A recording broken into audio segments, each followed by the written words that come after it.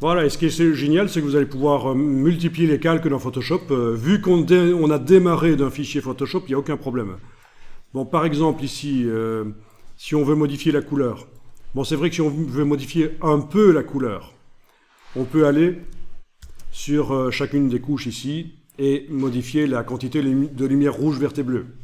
Bon, si vous êtes un peu artiste, rouge, vert et bleu, les lumières rouge, vert et bleu, ça ne vous dit pas grand-chose. Il faut considérer que c'est cyan, magenta, jaune. On veut modifier la quantité de magenta, ça va être sur le vert. La quantité de bleu cyan sur le rouge.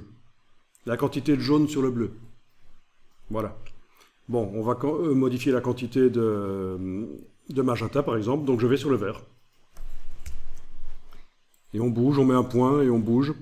Plus on monte, plus c'est vert. Plus on descend, plus c'est magenta. D'accord? Bon, c'est logique en fait. Hein. La logique, c'est que si vous montez, vous avez plus de vert. Logique. Mais si vous descendez, vous avez moins de vert. Mais on peut aussi dire que vous avez plus de rouge et de bleu. Et rouge et bleu, ça fait magenta. C'est pour ça qu'on a l'axe vert-magenta ici. Ici, si je vais sur le bleu, si je monte, j'ai plus de bleu. Si je descends, j'ai plus de jaune. Donc, j'ai moins de bleu. Plus de jaune, ça veut dire que j'ai plus de rouge et de vert. Et rouge et vert, quand on mélange les lumières rouge et vert, ça fait jaune. Donc c'est ça la logique. Hein. On a l'axe bleu-jaune, parce que si on descend, on a moins de bleu, on a plus de jaune. En réalité, on a plus de rouge et de vert qui, en se mélangeant, ce sont des lumières, font du jaune.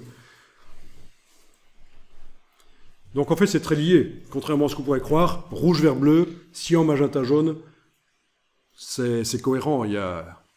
En réalité, d'ailleurs, je peux vous dire que les encres, quand vous mettez de l'encre que vous imprimez, un magazine, quand vous avez un magazine, les encres sont des filtres à lumière. Et ça joue, ça travaille en RVB, les encres. Ça filtre certaines lumières. Ça en laisse passer vers le papier, ça n'en laisse pas passer d'autres. Voilà, j'ai un document là-dessus qui explique, c'est assez surprenant de constater que les encres, en fait, c'est des filtres à lumière rouge, vert, bleu.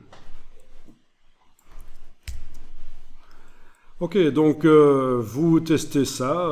Donc dans ce cas-ci, on peut mettre, on peut aussi jouer sur plusieurs en même temps, bien sûr. Voilà, sur vert et sur bleu, on peut vous tester. Hein. Ça, c'est une manière de modifier un peu les couleurs en dosant la quantité des composantes rouge, vert, bleu.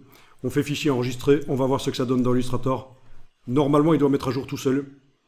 Voilà, il met à jour tout seul. Génial. Voilà.